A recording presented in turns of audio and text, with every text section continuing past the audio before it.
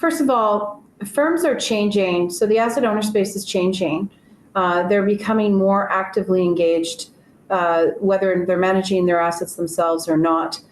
They're becoming more engaged with understanding exactly how they're getting alpha, how this information needs to flow up and also out to not only their pensioners, but then any of the other firms that they're working with. There's also been consolidation in the market. So when you think about data, I think we've changed the way we think about it.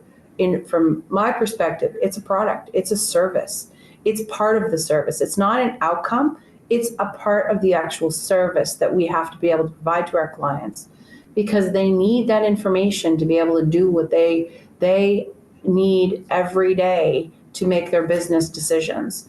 And as such, we're seeing this need, whether it's APIs, whether it's consolidation of information, whether it's being able to give them insights into their data and allowing them to really investigate the data more effectively. And that is something that we are having to continuously work through, evolve. And we see that across the board, whether it's a small asset owner or a very large asset owner who really operates in a little bit of a different way. So there's a consistency there. It's just really the magnitude of the volume that's different based on their size. But the same data is needed, irrespective. One of the things that's interesting about the space is it's non-competitive. They're not competing against each other. So unlike the asset manager space. So in Canada, though, I think what's been unique is historically the service providers have been the basis for data.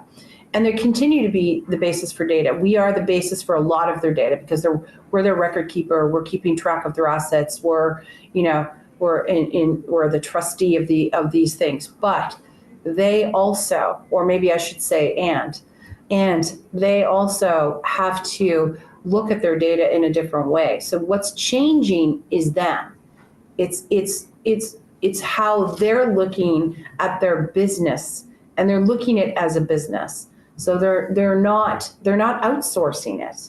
They're not outsourcing it every day in many ways that like they used to. And so the service providers or the custodians of these assets, our role hasn't changed.